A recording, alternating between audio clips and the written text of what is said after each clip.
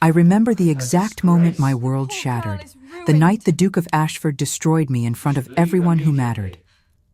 It was not the rejection itself that broke me, but the cruelty with which he delivered it, the deliberate precision of a man who knew exactly where to place the blade.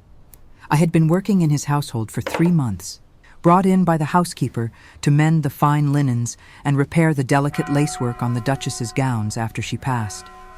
The pay was modest but steady, and I took pride in my work, in the nearly invisible stitches that held together the fabric of their grand life.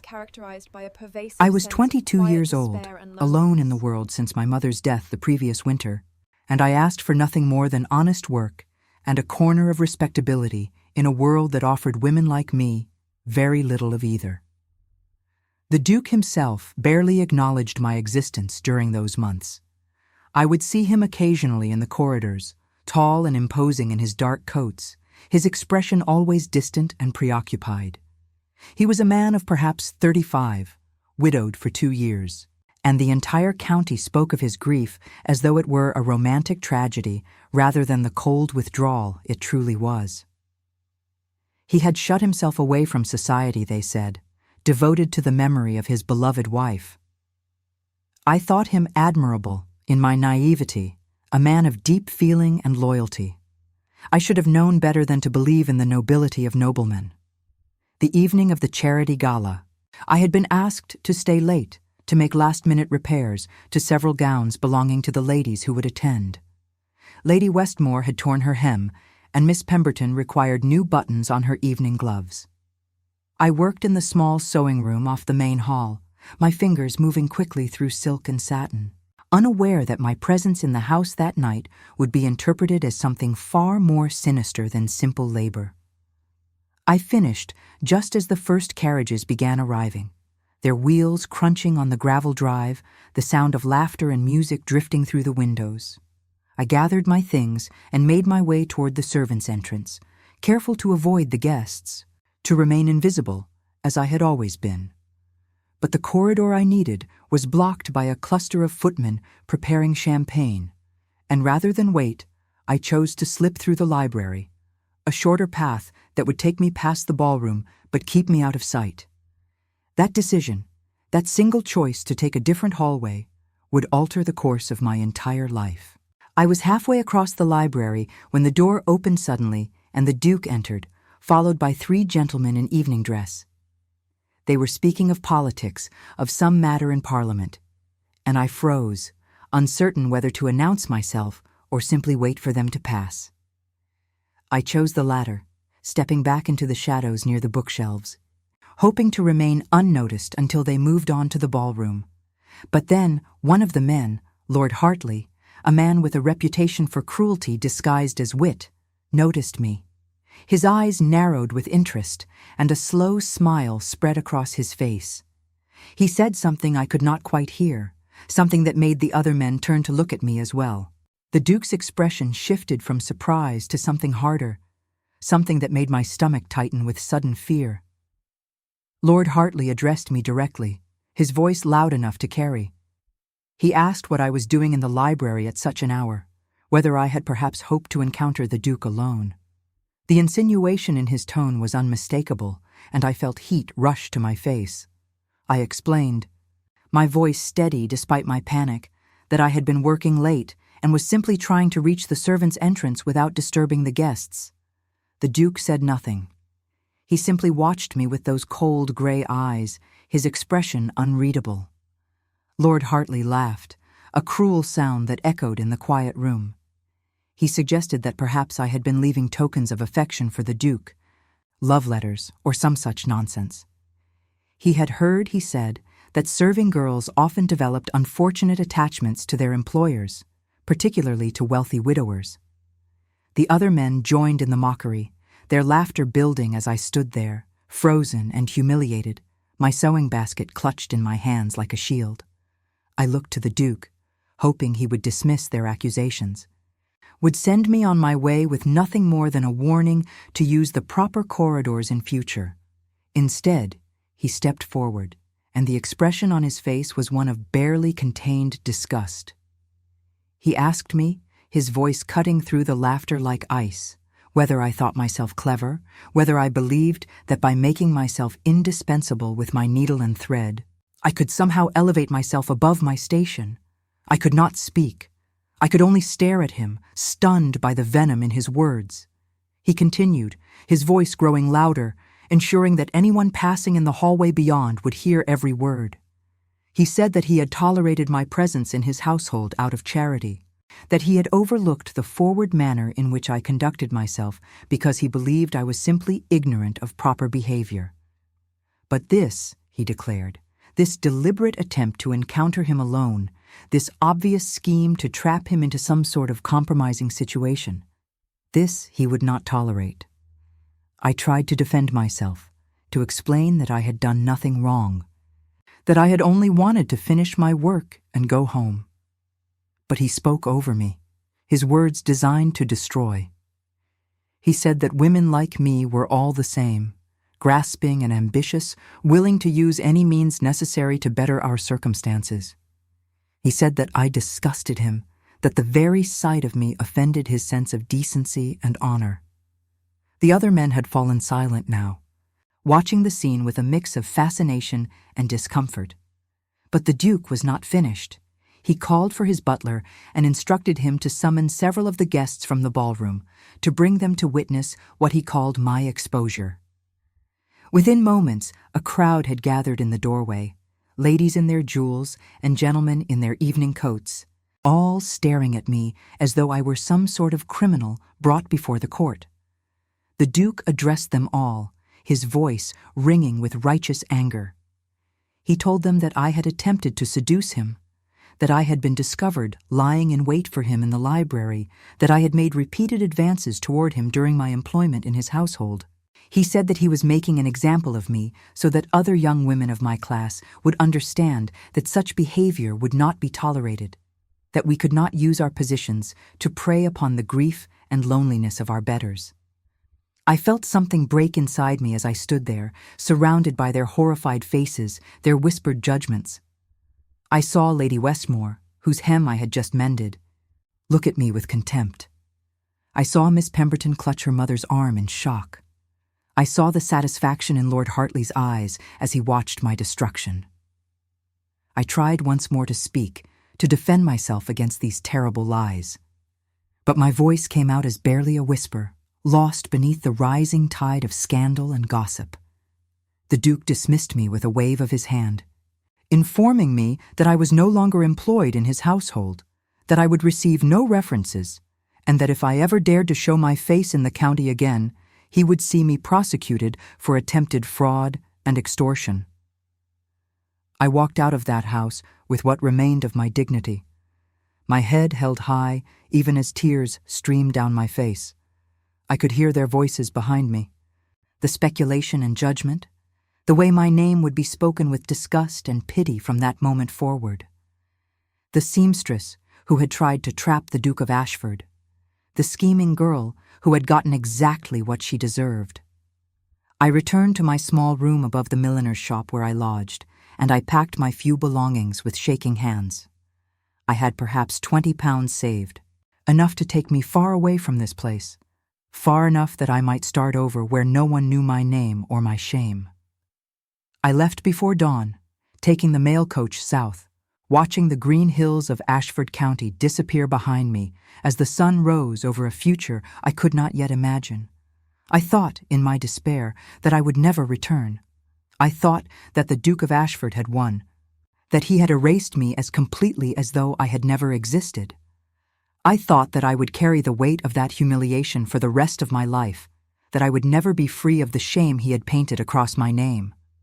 I was wrong about many things in those dark days, but most of all, I was wrong about the permanence of defeat. Because I did not know, as I fled from everything I had ever known, that I carried with me something far more powerful than shame or sorrow. I carried the truth, waiting in the shadows like a seed in winter soil, patient and inevitable. And one day, that truth would grow into something he could never have anticipated, something that would bring me back to Ashford not as the broken seamstress he had destroyed, but as the woman who held his entire world in her hands.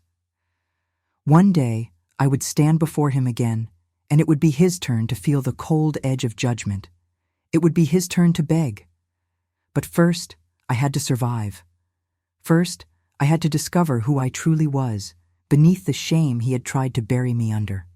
First, I had to learn that some rejections are not endings, but beginnings in disguise, doorways to a destiny far greater than anything we thought possible. I did not know it then, as the coach carried me away from everything I had known, but I was not running from my past. I was running toward my future, toward a truth that would reshape everything I believed about myself and the world I thought I understood.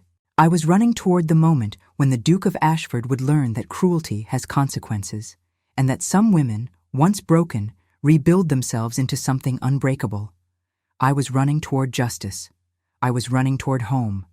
I just did not know it yet. The city of Bath received me with the indifference that only cities can offer, and for that I was grateful.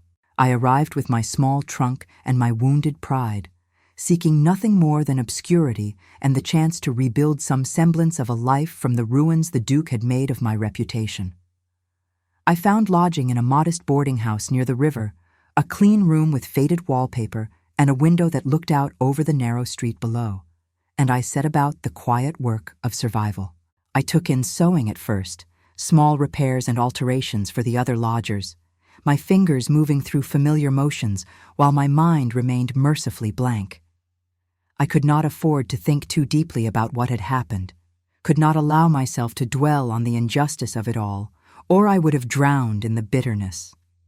So I worked, and I ate sparingly, and I watched my small savings dwindle with the steady inevitability of autumn turning to winter. It was Mrs. Blackwood, the landlady, who inadvertently set me on the path toward discovery.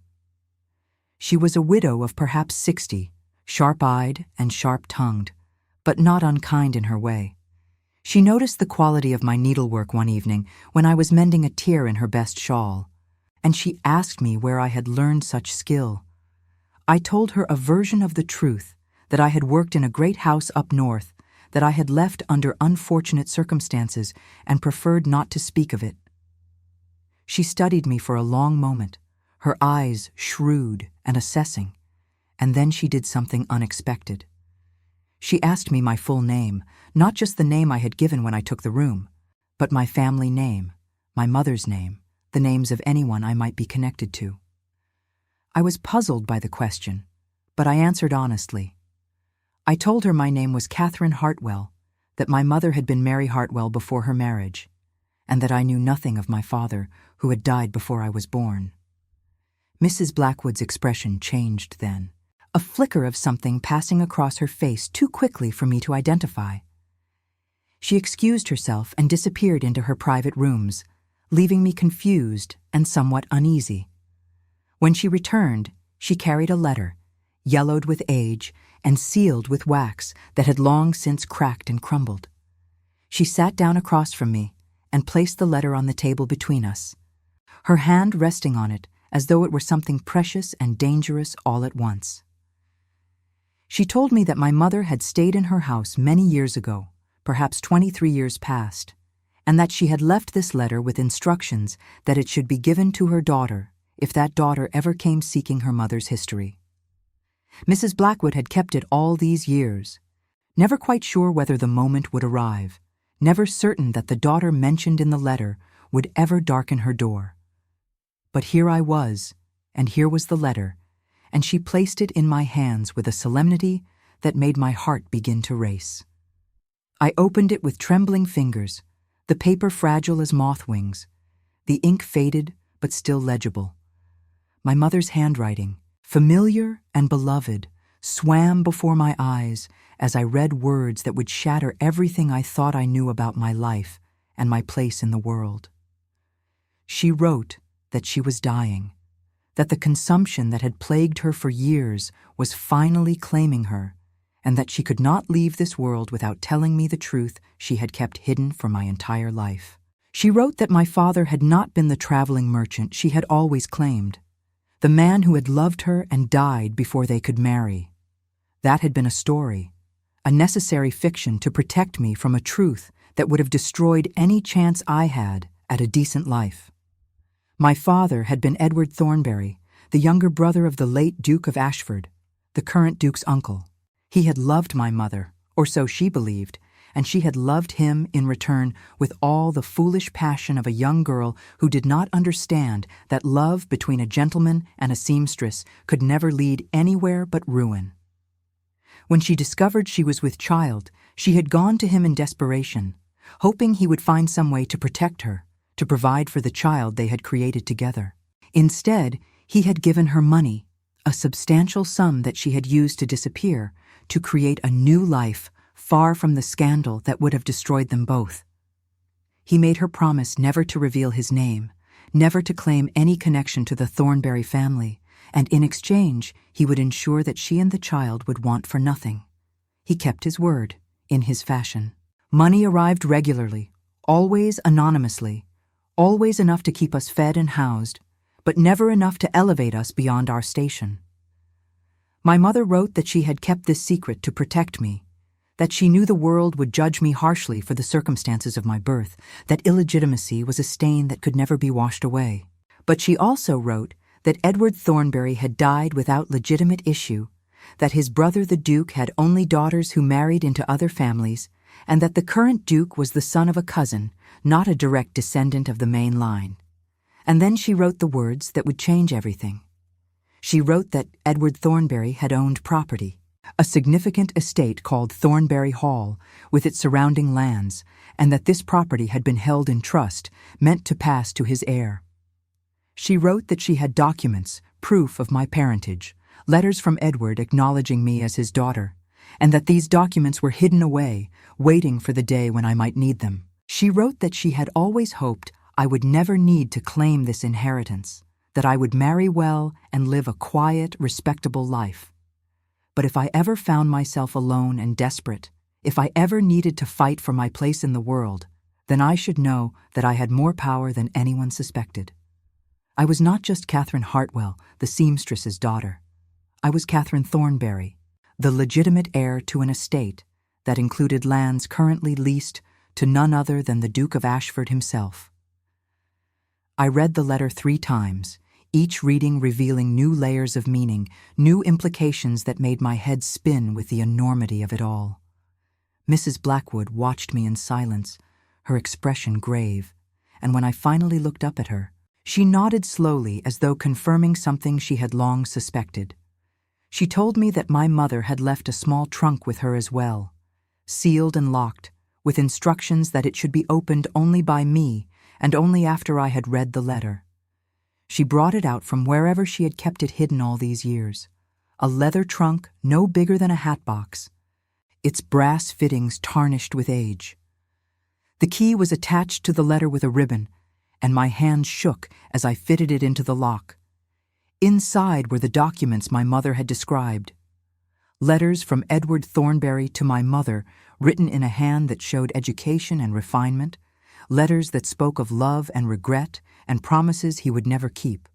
A marriage certificate, dated 2 months before my birth, performed by a minister in a village I had never heard of. A marriage that Edward had clearly never acknowledged publicly, but that was legal nonetheless. My mother had not been his mistress, but his wife, married in secret, abandoned in practice. There were also legal documents, deeds and titles and letters from solicitors, all confirming that Edward Thornbury had indeed owned Thornbury Hall and its lands, and that he had left explicit instructions in his will that the property should pass to his legitimate heir. The will had been contested after his death, declared invalid on the grounds that he had no legitimate issue, and the property had eventually passed into the control of trustees who leased it to the Duke of Ashford for a nominal sum. But the marriage certificate changed everything. If my mother had been legally married to Edward Thornbury, then I was not illegitimate. I was his legitimate daughter and heir, and the will was valid, and Thornbury Hall belonged to me by right of law. I sat in stunned silence.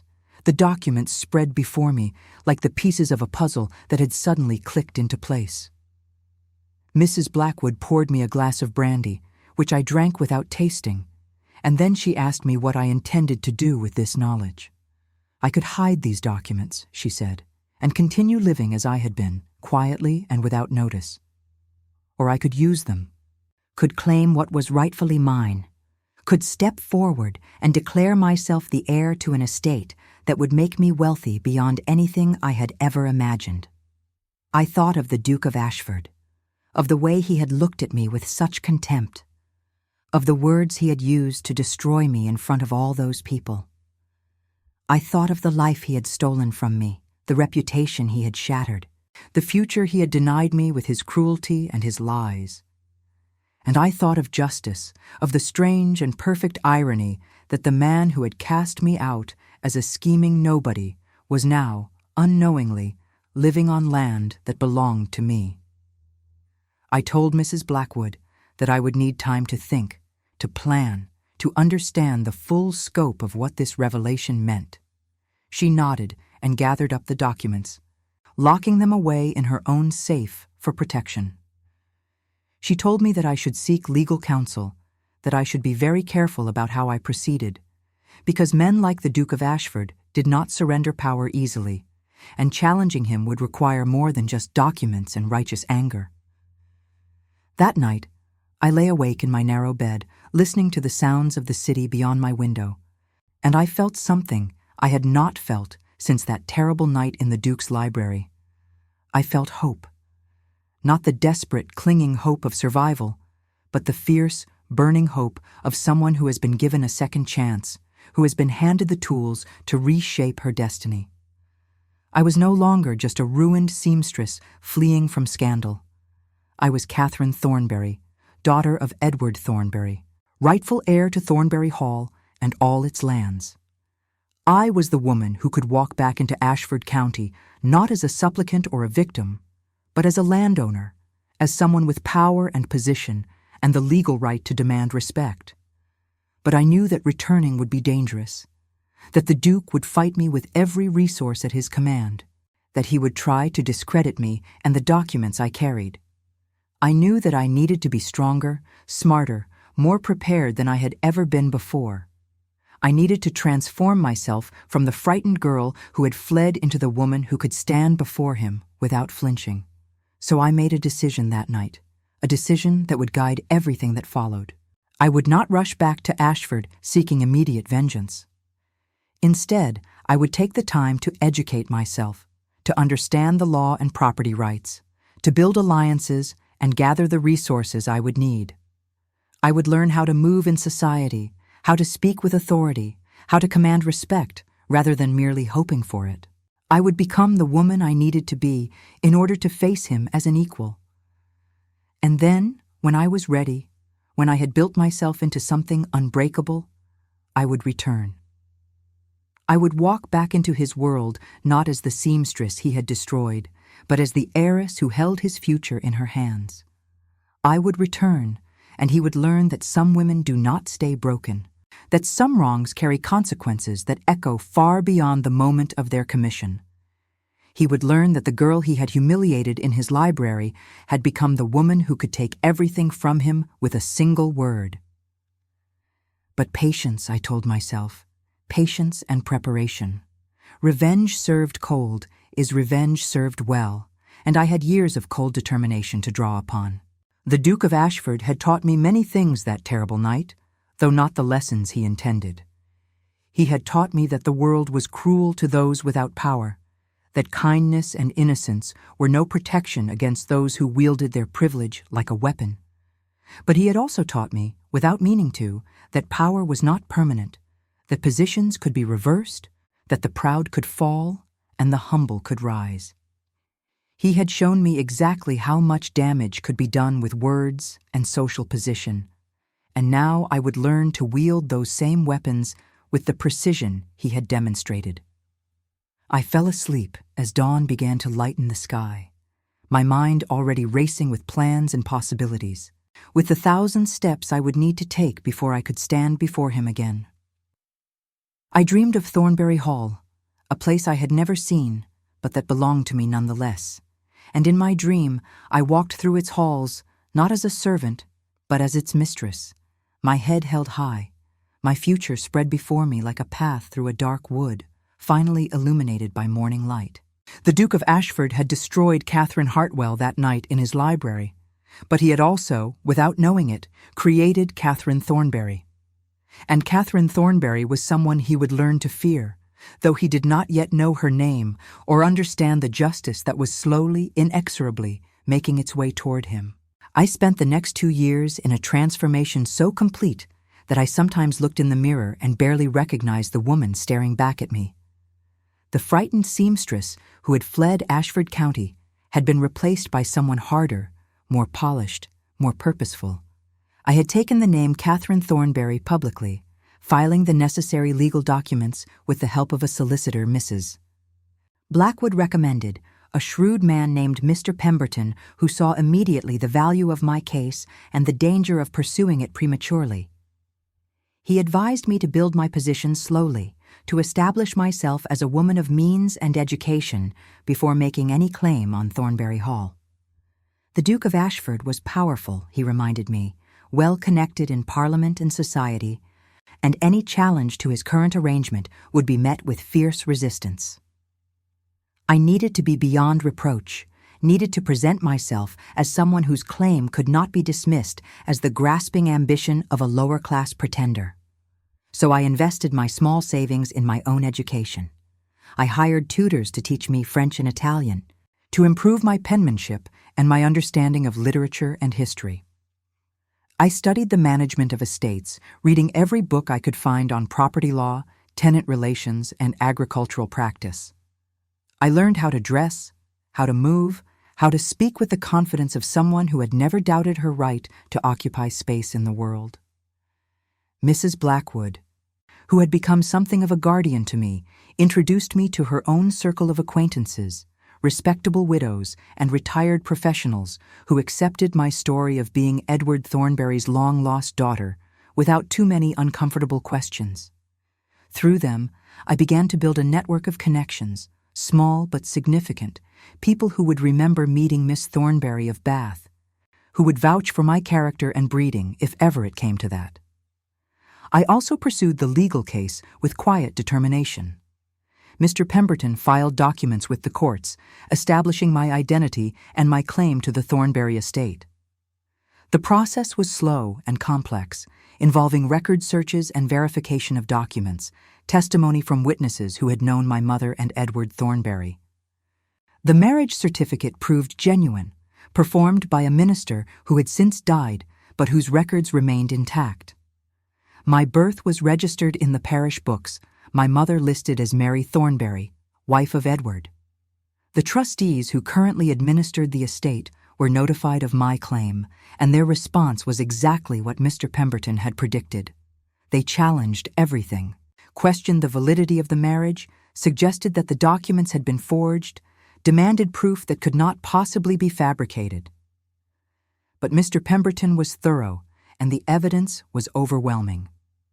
Slowly, grudgingly, the legal establishment began to acknowledge that my claim had merit. During those 2 years, I thought often about the Duke of Ashford, about what he would feel when he learned that the seamstress he had destroyed was coming to claim the very ground beneath his feet. I imagined his shock, his outrage, his desperate attempts to prevent what was now inevitable.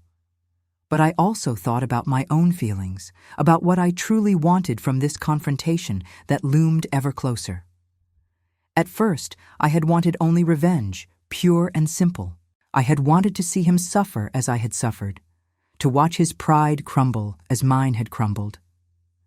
But as time passed, and I became someone new, someone stronger, I found that my feelings had grown more complicated. Yes, I wanted justice.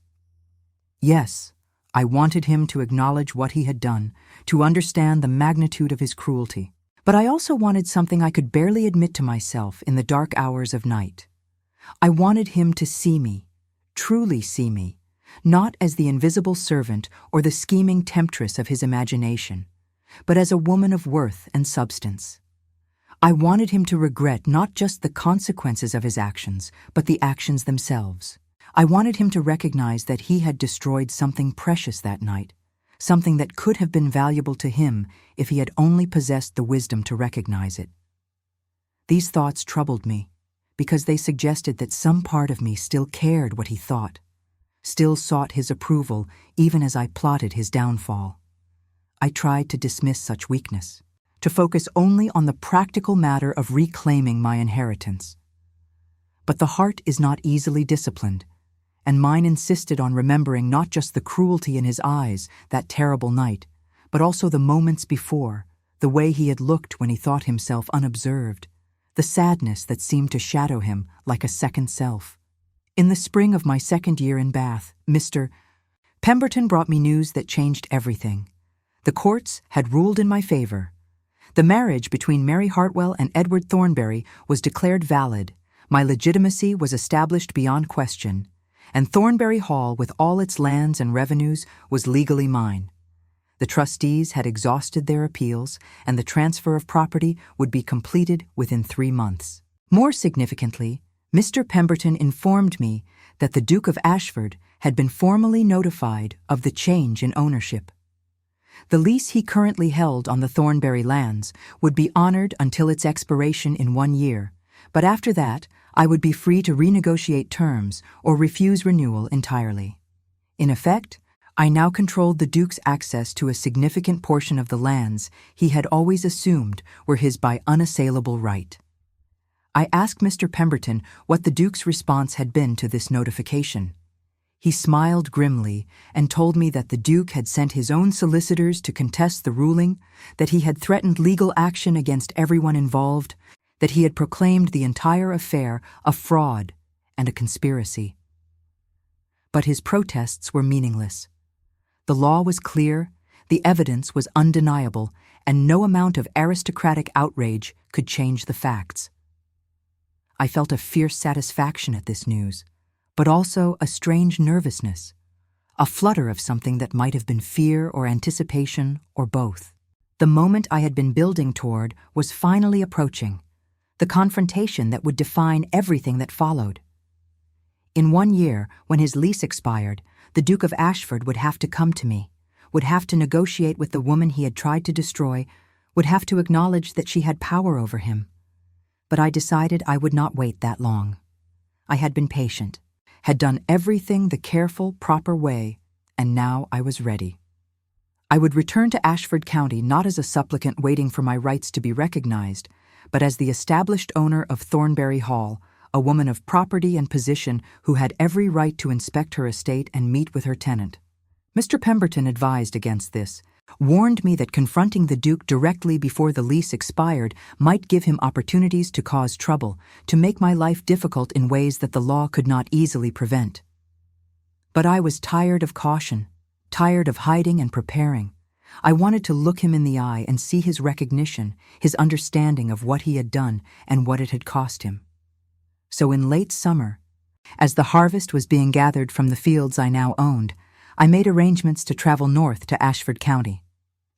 I packed my trunks carefully, filling them with the fine dresses and jewelry I had acquired, the outward symbols of the transformation I had undergone. I hired a proper lady's maid, a sensible woman named Ellen, who asked no questions about my past.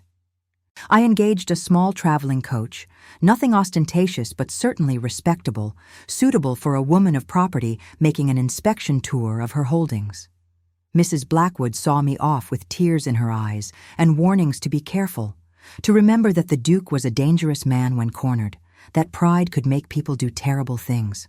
I assured her I would be cautious, that I had learned my lessons well, that I was no longer the naive girl who could be destroyed by a few cruel words. But even as I said these things, I felt a tremor of doubt, a whisper of fear that perhaps I was not as strong as I believed, that seeing him again might undo all the careful armor I had built around my heart. The journey north took 3 days, and with each mile that passed, I felt the past rising up to meet me.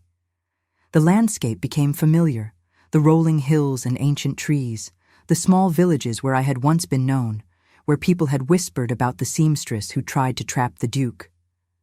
I wondered if they would recognize me now, If anyone would connect the elegant Miss Thornberry in her traveling coach with the disgraced Catherine Hartwell, who had fled in shame. We stopped for the night at an inn 20 miles from Ashford, and I could not sleep for the tumult of my thoughts. Tomorrow, I would see Thornberry Hall for the first time, the estate that was mine by right of birth and law. Tomorrow, I would send word to the Duke of Ashford that the new owner of the property he leased wished to meet with him to discuss arrangements. Tomorrow, everything I had worked for would begin to bear fruit. But I also knew that tomorrow I would face the man who had shattered my world, and I was not at all certain that I was ready for what that encounter might reveal, about him or about myself. I had spent 2 years building my strength, my knowledge, my position in the world, but I had not been able to erase the memory of that night, the sound of his voice as he condemned me, the look in his eyes as he destroyed my reputation without a moment's hesitation. What if I saw him and all my careful composure crumbled? What if the armor I had built proved to be nothing more than paper and pride, easily torn by the reality of his presence? What if, God help me, I looked at him and still felt the foolish flutter of attraction I had felt in those early days, when I had thought him admirable before I learned the truth of his character? I rose before dawn and dressed with particular care, choosing a traveling costume of deep green merino wool, simply cut but obviously expensive, with a matching bonnet that framed my face without concealing it. I wanted him to recognize me immediately, wanted no moment of confusion or uncertainty. I wanted him to know exactly who was coming to claim her inheritance, who now held power over lands he had always taken for granted. The final miles passed in a blur of nervous anticipation, and then we turned up a long drive lined with ancient oaks, and Thornberry Hall rose before me like something out of a dream. It was smaller than Ashford House, the Duke's primary residence, but beautiful in its proportions. A manor house of honey-colored stone with mullioned windows and climbing roses that had gone wild against the walls. The grounds were somewhat overgrown, evidence of years of minimal maintenance by trustees who cared only about collecting rents, not about the property itself. But I loved it immediately, fiercely, possessively. This was mine, this piece of earth and stone and history. This was what my mother had protected for me, what my father had intended for his heir. This was the foundation upon which I would rebuild my life and my name. The house had been opened for me at Mr. Pemberton's instruction, a skeleton staff hired to make it habitable, and they greeted me with the nervous deference of servants uncertain about their new employer. I walked through the rooms slowly, touching the furniture, examining the portraits of Thornberry's past, trying to find some echo of myself in their painted faces. My father was there, a young man with serious eyes and a gentle mouth, painted perhaps 10 years before his death. I stood before his portrait for a long time, searching for answers to questions he would never be able to answer. That evening, I composed a letter to the Duke of Ashford. I kept it formal, businesslike, informing him that I had arrived to take possession of my property and requesting a meeting at his earliest convenience to discuss the terms of his current lease and the arrangements that would prevail after its expiration. I signed it Catherine Thornberry, owner of Thornberry Hall and lands, and I sent it by messenger that very night. His response arrived the next morning, and it was everything I had expected and feared. The handwriting was bold and angry, the words clipped and cold. He would meet with me, but only because the law required it, and he expected this interview to be brief and strictly professional. He made no acknowledgement of our previous acquaintance, no reference to the night that had destroyed me. It was as though Catherine Hartwell had never existed, as though he genuinely did not remember the woman whose life he had casually demolished. That denial, that erasure, hurt more than I had anticipated. I had imagined many reactions from him, anger and resentment and even fear, but I had not imagined that he might simply not remember me, that I might have been so insignificant in his estimation that my destruction had left no mark on his consciousness at all. But perhaps that was better, I told myself. Perhaps it would make the revelation more powerful when it came, when he finally understood that the woman before him was the same one he had condemned. Perhaps his shock would be all the greater for being unexpected. I prepared for the meeting with the same care I would have given to preparing for battle, because that was what it was, a battle for dignity and respect and acknowledgement. I chose my finest day dress, a creation of bronze silk that brought out the lights in my brown hair, now styled in an elegant chignon rather than the simple braid I had worn as a seamstress. I wore my mother's pearls, the only jewelry she had owned, and I looked at myself in the mirror and saw not a victim, but a woman who had survived and prevailed. The Duke of Ashford was expected at 2 o'clock, and as the hour approached, I felt my heart begin to race with an intensity that frightened me.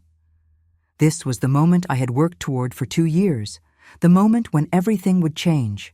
I stood in the drawing room of Thornbury Hall, my house on my land, and I waited for him to arrive so that I could show him exactly what his cruelty had cost him and what it had created in its place. I heard the sound of hooves on gravel, the knock at the door, the murmur of voices in the hall. And then the door opened, and he was there, filling the doorway with his height and his presence. And for a moment I forgot to breathe, forgot everything except the shock of seeing him again after all this time, of understanding that some wounds never truly heal, they only learn to stop bleeding. He did not recognize me at first, and that gave me the moment I needed to compose myself, to force my racing heart into submission and school my features into an expression of cool courtesy. He stood in the doorway of my drawing room with the bearing of a man accustomed to being the most important person in any space he occupied. His dark coat perfectly tailored, his cravat tied with mathematical precision. He was perhaps a few years older than I remembered, lines of strain visible around his eyes and mouth, but still undeniably handsome in that austere, forbidding way that had once made my foolish heart flutter. He bowed slightly, a gesture that managed to convey both formal politeness and profound reluctance, and introduced himself as though I might not know who he was, as though his name were not burned into my memory like a brand. I remained seated, a deliberate choice that Mr. Pemberton had advised would establish my position as the one with power in this encounter, and I gestured for him to sit in the chair opposite mine.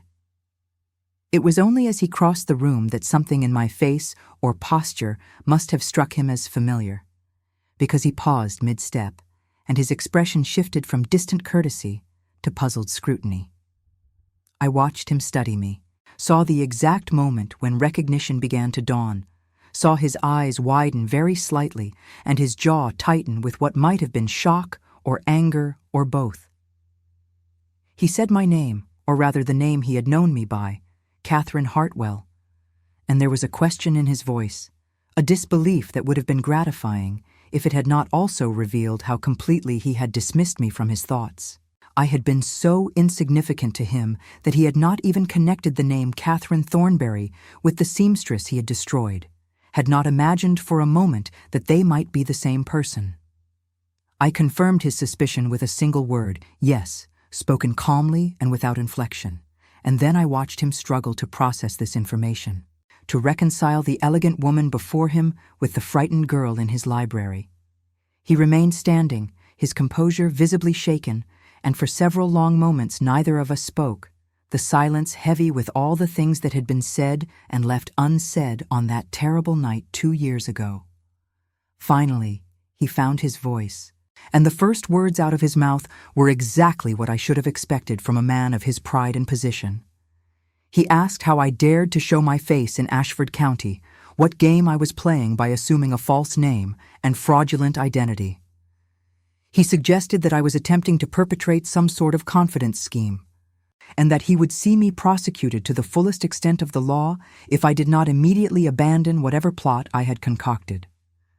I let him finish his accusations, let him spend his outrage like a man emptying his pockets of loose change, and then I responded with a composure that surprised even myself.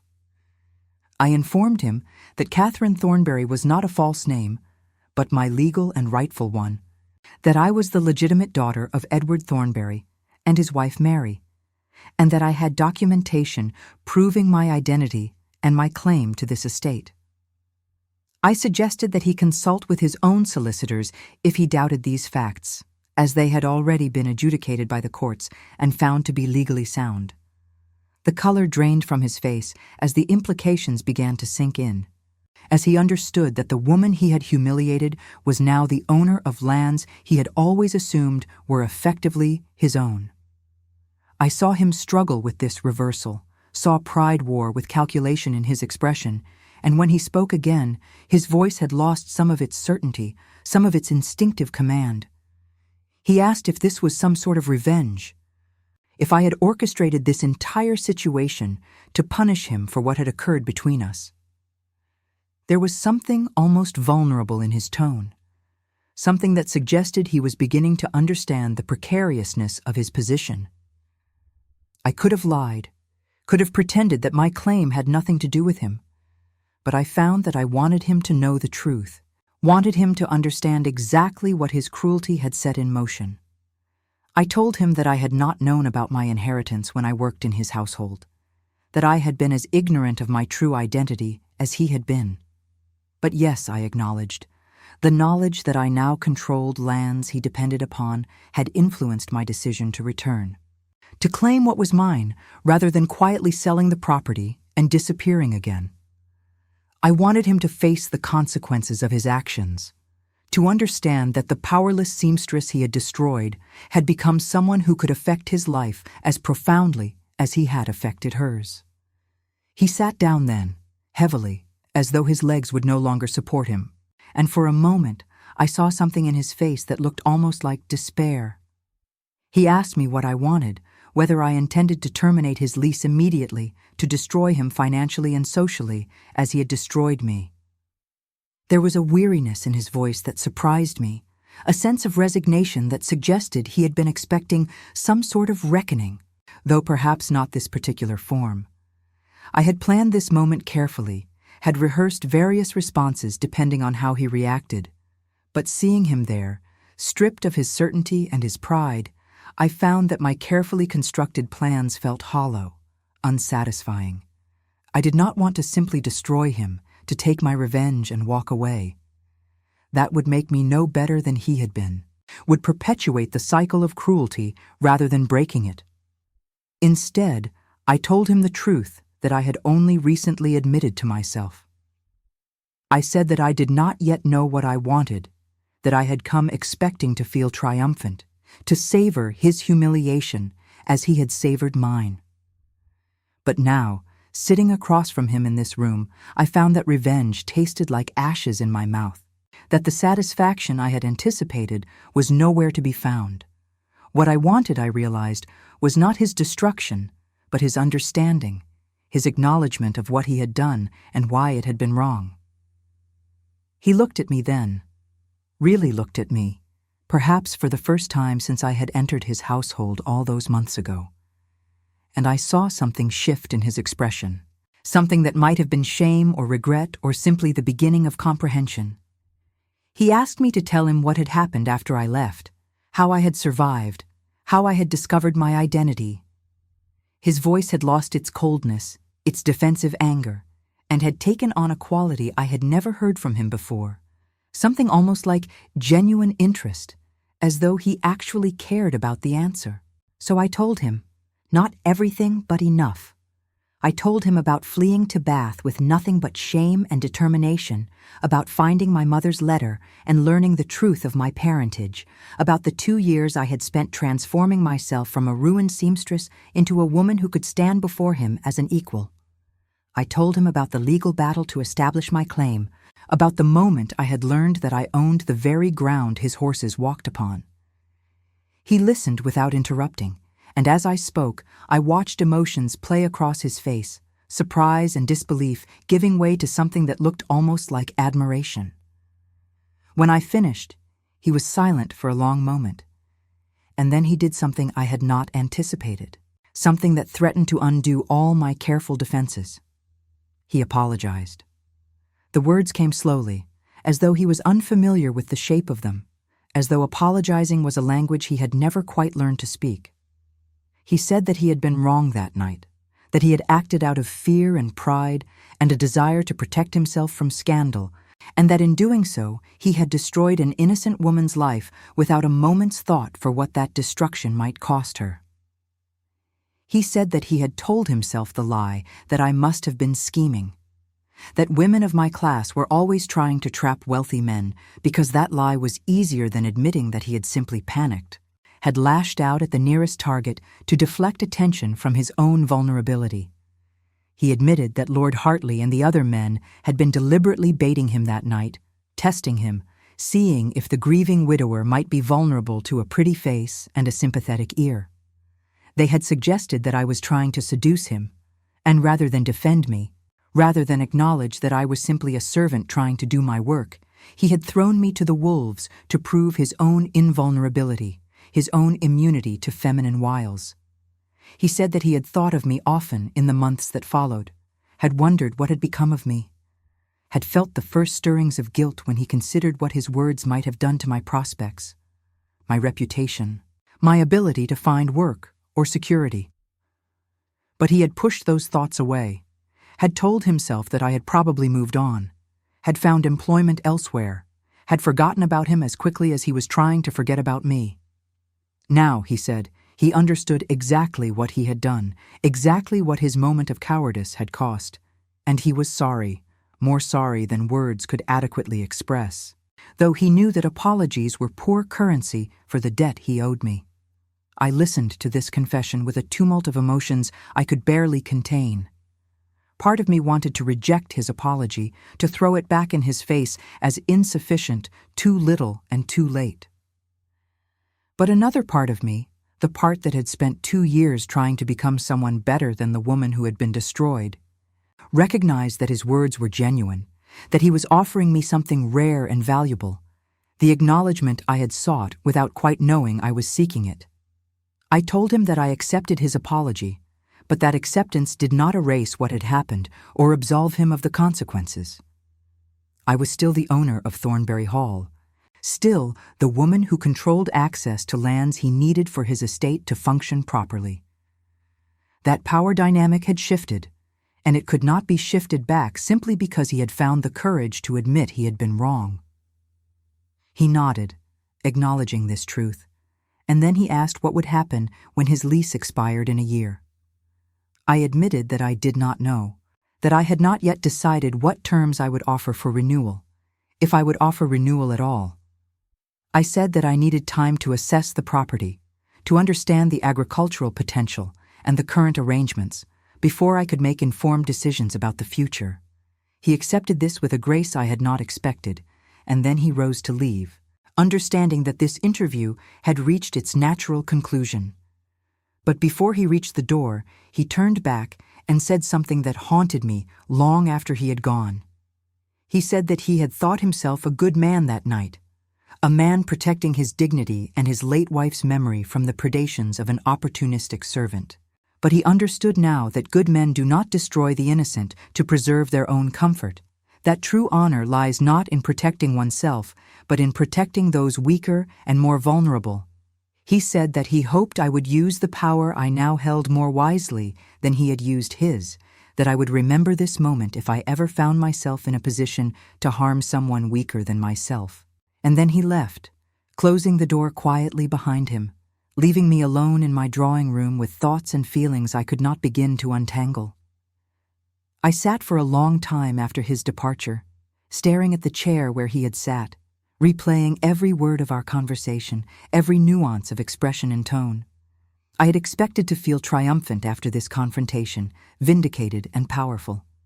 Instead, I felt exhausted and strangely empty, as though some vital element of my planned revenge had leaked away during our exchange, leaving nothing but confusion in its wake. He had apologized, and his apology had been sincere, and that sincerity had complicated everything. It was so much easier to hate him when I could think of him as simply cruel, simply indifferent to the suffering he caused. But he was not that simple, any more than I was. He was a man who had made a terrible mistake out of fear and weakness, a man who was capable of recognizing his error and attempting to make amends, however inadequately. And I was discovering, was not as certain of what I wanted as I had believed. I had thought I wanted justice, wanted to see him humbled as I had been humbled. But now that I had achieved that, now that I had watched him struggle with shame and regret, I found that it brought me no peace, no satisfaction, no sense of completion. Instead, I felt only the weight of the decision now before me, the knowledge that I held genuine power over his future, and that how I wielded that power would define not just his fate, but my own character. I could destroy him, refuse to renew his lease, force him to negotiate with me from a position of desperate weakness. Or I could offer fair terms, treat him with the dignity he had denied me, prove that I was better than he had been in that moment of his worst failing. But there was a third option, one I barely dared to acknowledge even to myself. I could try to understand him, to see past the man who had hurt me to the man who had just apologized with such evident sincerity. I could try to build something new from the ruins of what had been destroyed, not a return to innocence, which was impossible, but perhaps a path toward mutual respect, toward a relationship based not on power and powerlessness, but on honesty and recognition of our shared humanity. That night, I walked through the gardens of Thornbury Hall in the gathering twilight, breathing in the scent of late roses and fresh earth, trying to find clarity in the confusion of my thoughts. The Duke of Ashford had hurt me terribly, had damaged me in ways that still ached despite all my growth and success. But he had also given me something today, something I had not expected and did not quite know how to value. He had given me the truth, unvarnished and painful, and in doing so, he had returned to me a measure of dignity that his original lies had stolen. I did not know what would happen next, did not know how this story would resolve itself, but I knew that whatever I decided, whatever path I chose, it would be my choice, made from a position of strength rather than weakness, made with full awareness of the consequences. The Duke of Ashford had taught me many things, both through his cruelty and through his contrition, and perhaps the most important lesson was this: power without wisdom is just another form of weakness, and true strength lies not in the ability to harm, but in the choice to heal. I stood in my garden as the stars began to emerge, one by one, in the darkening sky, and I felt something I had not felt in 2 long years. I felt hope, not the fierce, burning hope of revenge accomplished, but the quieter, steadier hope of new beginnings, of second chances offered and perhaps accepted, of futures that might be built on the ruins of the past if both parties were willing to do the difficult work of reconstruction. The Duke of Ashford had destroyed me once, but he had not destroyed me completely, and that incompleteness had made all the difference. Now it remained to be seen whether we could both become more than we had been in that moment of mutual failing, whether we could find a way forward that honored both the harm that had been done and the possibilities that still remained, fragile and uncertain, but stubbornly alive, despite everything that had tried to extinguish them. The months that followed our first confrontation were unlike anything I could have anticipated. A slow and careful dance between two people who had hurt and been hurt, who were learning to see each other clearly for perhaps the first time. The Duke of Ashford did not disappear after our meeting, as I half expected he might, nursing his wounds in private while avoiding any further contact with the woman who now held power over his circumstances. Instead, he requested permission to call upon me again, and then again ostensibly to discuss matters related to the estate and the eventual renewal of his lease, but increasingly for reasons that had little to do with business and everything to do with the strange, tentative friendship that was growing between us. I granted these requests with caution at first, unsure of his motives and my own, uncertain whether this was wisdom or weakness on my part. But as the weeks passed, I began to understand that something genuine was emerging from the wreckage of our past, something that neither of us had planned, but that both of us seemed to need. He was not the cold, cruel man I had believed him to be, any more than I was the scheming opportunist he had imagined. We were both more complicated than our worst moments, both capable of growth and change if we could find the courage to attempt it. He told me things during those visits that I suspected he had told very few people, perhaps no one at all. He spoke of his late wife, not with the distant reverence that society expected, but with honesty about the complexity of their marriage. She had been beautiful and accomplished, he said, but also fragile, prone to dark moods and inexplicable sorrows that he had never understood how to ease. Her death had been sudden, a fever that turned fatal within days, and he had been left with guilt and confusion, wondering if he had failed her somehow, if his inability to make her happy had contributed to the illness that claimed her. He had withdrawn from society after her death, not out of romantic devotion, as everyone assumed, but out of a desperate need to escape the performance of grief, the endless sympathetic glances and whispered condolences that made him feel like a fraud. He had not loved her in the passionate way that novels described, though he had respected her and tried to be a good husband. And that absence of grand passion had made him feel guilty in ways he could not articulate, as though he had somehow cheated both of them of something essential. I listened to these confessions with a mixture of sympathy and understanding, recognizing in his words echoes of my own struggles with complicated truths. I told him about my mother, about the years I had spent believing one story about my origins, only to discover that everything I thought I knew was a carefully constructed fiction designed to protect me. I told him about the anger I had felt toward her at first, the sense of betrayal, before I came to understand that she had done what she believed was best with the limited options available to a woman in her position. We spoke of duty and desire, of the ways society constrained us all regardless of our station, of the loneliness that came from having to perform roles we had not chosen.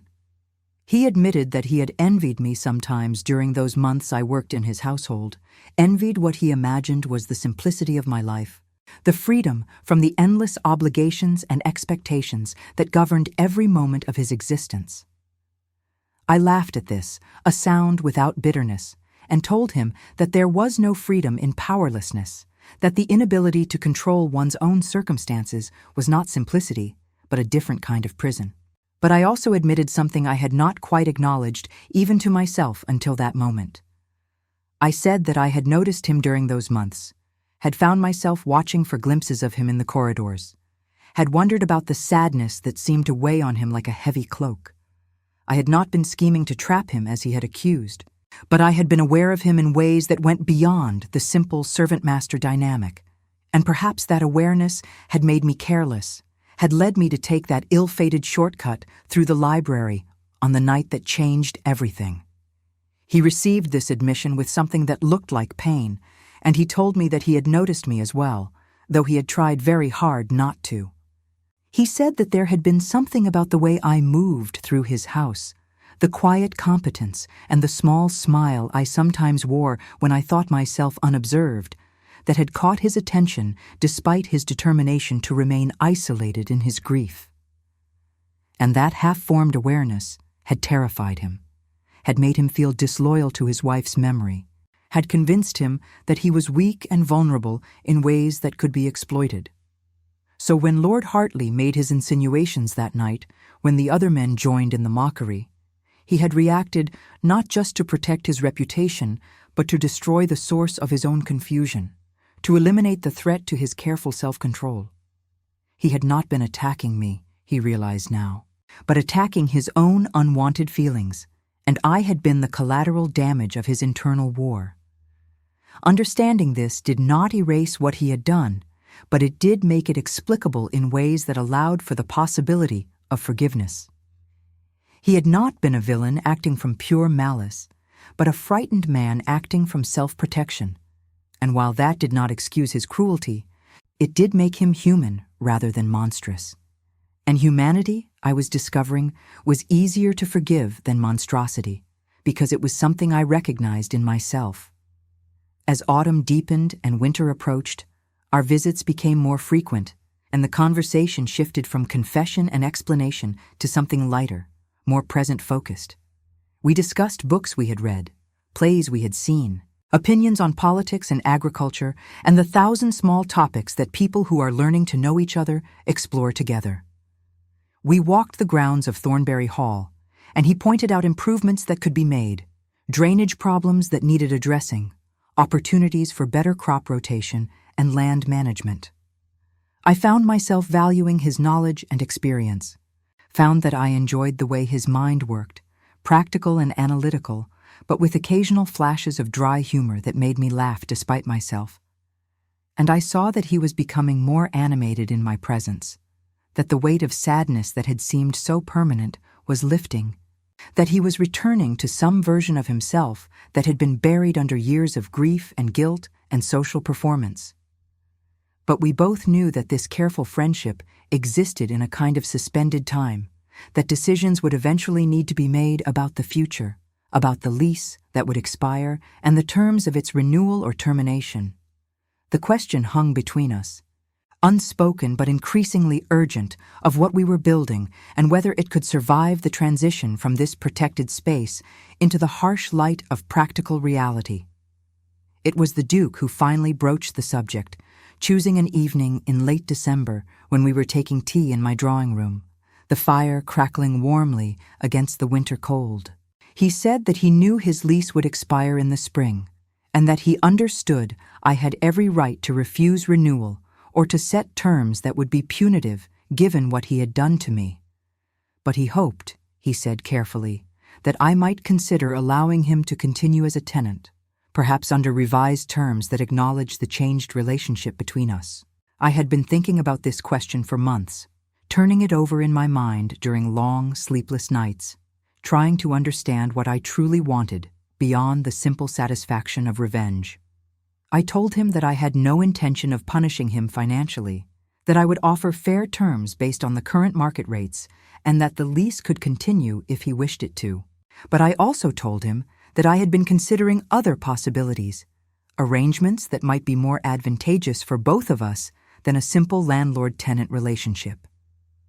He looked at me with careful attention, and I took a breath before continuing, knowing that what I was about to propose would either open new doors or close them permanently. I said that Thornbury Hall and its lands could be more productive if they were managed in coordination with his own estate rather than as separate entities. There were efficiencies to be gained, investments that could be made jointly, improvements that would benefit both properties. I proposed that instead of renewing the lease on the same terms, we might consider a partnership of sorts, a formal arrangement that would give us both greater control and greater profit. It was a business proposal, carefully calculated to make economic sense, but we both understood that it was also something more, an offer to build something together rather than maintaining the separation that our positions might otherwise require. He considered this for a long moment, and I saw the thoughts moving behind his eyes, the weighing of risk and possibility, the question of whether he could trust me with such an arrangement given our history. Finally he spoke, and his words surprised me with their boldness. He said that a business partnership made excellent sense and that he would be honored to enter into such an arrangement with me. But he also said, his voice carefully measured, that he had been hoping for something more than a business relationship if I could find it in myself to consider the possibility. He said that over these months of getting to know me, of seeing my intelligence and strength and the grace with which I had handled my power over him, he had come to care for me deeply, to admire me not just for what I had survived, but for who I had become. He was not, he said, proposing marriage immediately, or making demands that I might feel obligated to fulfill, given the economic entanglement between us. But he wanted me to know that his feelings had evolved beyond friendship, beyond mere respect or gratitude, into something that felt dangerously close to love. And if I felt anything similar, if I thought there might be a possibility of building not just a business partnership, but a genuine life together, then he would wait as long as necessary for me to be certain of my own heart. I sat very still, my teacup cooling in my hands, feeling the weight of this declaration settle over me like snow. Part of me wanted to retreat into anger, to remind him that he had destroyed me once and had no right to ask for my heart now.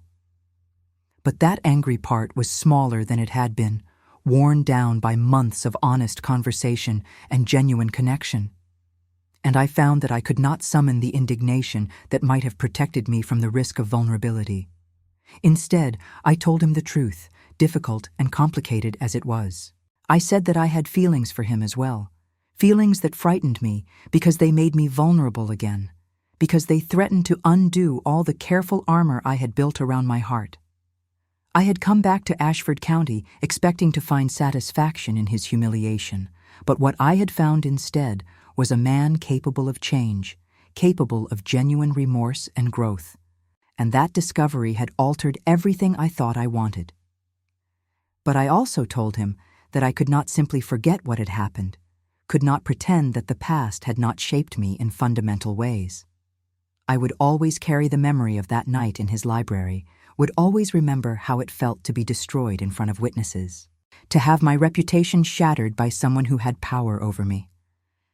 And while I believed he was truly sorry, while I believed he had changed, I needed to know that he understood the magnitude of what he had done, that he would never again use his power to harm someone weaker than himself. He listened without interrupting, and when I finished, he reached across the small table between us and took my hand, the first time he had touched me since that terrible night. His hand was warm and steady, and I felt something inside me unlock at that simple contact, some final piece of protective ice beginning to melt. He said that he did understand, or at least he was trying to, and that he would spend the rest of his life trying to be worthy of my forgiveness and my trust. He said that he could not change the past, could not undo the harm he had caused, but he could commit to being different in the future, to using whatever power and privilege he had to protect rather than to harm, to lift up rather than to tear down. And he would prove this not through grand gestures, but through the daily work of being a better man, the kind of man who deserved a woman like me. I felt tears gather in my eyes, the first tears I had allowed myself since the night I fled Ashford County, and I let them fall without shame. These were not tears of grief or anger, but of release, of the possibility of healing, of the strange and unexpected grace that can emerge when two people who have hurt each other choose to move toward understanding rather than away into bitterness. I told him that I needed time, that I could not make promises about marriage or our future until I was certain that what I felt was real and lasting, not just a response to his contrition or my own loneliness. But I also told him that I wanted to try, wanted to see if we could build something genuine from these unlikely foundations, if we could transform the story of our meeting from tragedy into something that might, against all odds, resemble hope. He accepted these terms with visible relief, and we sat together in the firelight, hands joined, talking until the candles burned low and the fire reduced to embers. We made plans for the business partnership, discussing terms and arrangements with the practical focus that had always come easily to both of us.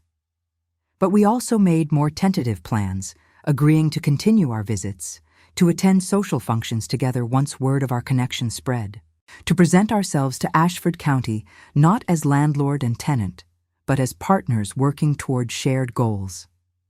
The scandal, when it became known, was significant. People remembered the seamstress who had been destroyed by the Duke, and now they saw that Seamstress returned as an heiress, working closely with the man who had condemned her. The gossip was intense and often unkind, speculation running wild about what arrangement we must have reached, what compromises I must have made, what power I must be wielding over him. But I found that I cared less about public opinion than I once had, that the judgment of people who did not know the full story mattered far less than the truth between the Duke and myself. We presented a united front, declining to explain or justify our arrangement, simply living our lives with integrity and allowing our actions to speak for themselves. And gradually, as months passed and we proved ourselves capable and fair in our management of the combined estates, the gossip faded into background noise, replaced by a grudging acceptance that perhaps we knew what we were doing after all. In the spring, when the lease would have expired under the old arrangement, we signed new documents that formalized our partnership, creating a joint enterprise that gave us both authority and responsibility. And on the same day, in a private ceremony attended only by Mrs. Blackwood and Mr. Pemberton, and a handful of others who had supported us through our separate struggles, we were married. It was not the grand society wedding that might have been expected, but I preferred it that way. Preferred the intimacy and honesty of a small gathering to the performance that a larger event would have required.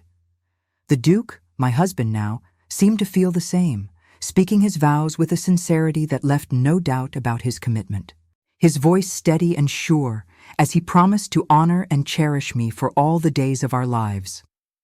I spoke my own vows with equal conviction, promising to trust him with my heart despite the risks, to build a life with him based on honesty and mutual respect, to remember always that we had both been broken and both been healed, and that our shared history, painful as it was, had made us stronger and wiser than we could have been separately. Standing before those few witnesses, I thought about the girl I had been 2 years ago, fleeing in shame and despair, believing that her life was over before it had truly begun. And I thought about all the unexpected turns that had brought me to this moment, the terrible and the beautiful all tangled together in ways that could not be separated. The Duke had destroyed me once, yes, but that destruction had also forced me to discover who I truly was, to claim an inheritance and an identity I would never have known otherwise.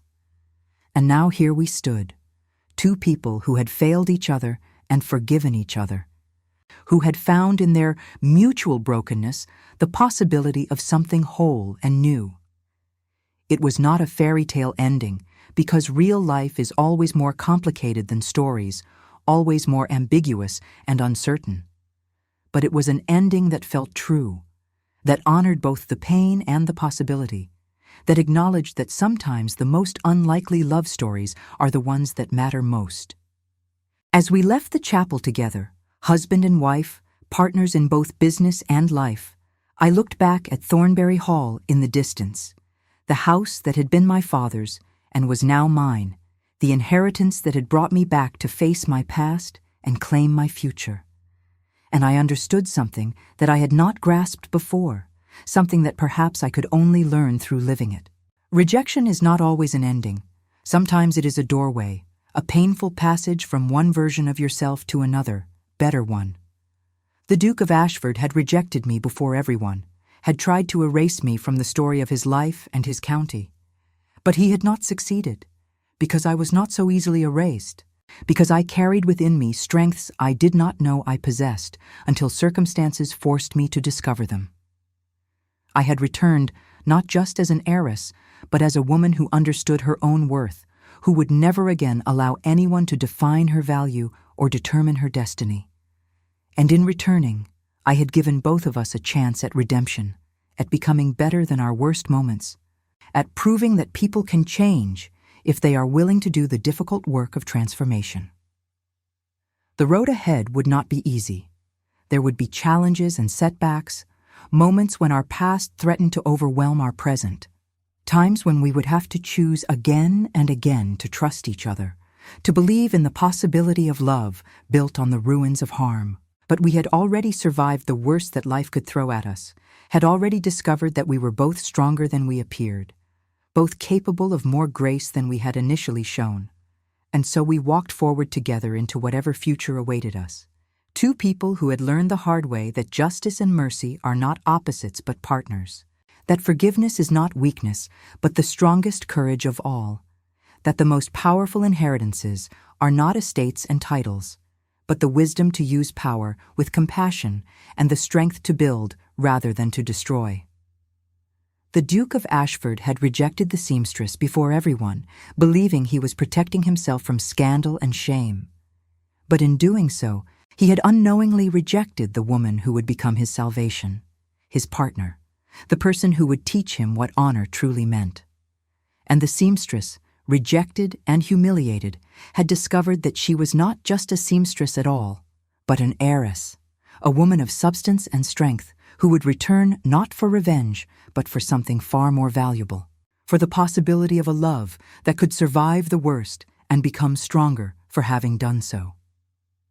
We had both been changed by what happened between us, shaped and reshaped by pain and choice, and the slow, patient work of becoming our better selves. And now we would continue that work together, building a life that honored both who we had been and who we were still becoming, proving that even the most broken things can be mended if the right hands hold them, if the right hearts are willing to risk the vulnerability of trying. This was our story, complicated and imperfect and true. Not a tale of easy redemption or simple forgiveness, but something richer and more real, a testimony to the fact that people are capable of terrible cruelty and extraordinary grace, often within the same lifetime, sometimes within the same heart, and that the journey from one to the other, though painful, is worth making, because on the other side of that journey lies the possibility of becoming fully human, fully alive, fully capable of the kind of love that transforms not just individuals, but the world they create together. The end, and yet also a beginning, because the best stories never truly end, but continue in the lives of those who live them, carrying forward the lessons learned and the love discovered, passing on to future generations the wisdom that comes only from having survived the fire and emerged, scarred but stronger, on the other side.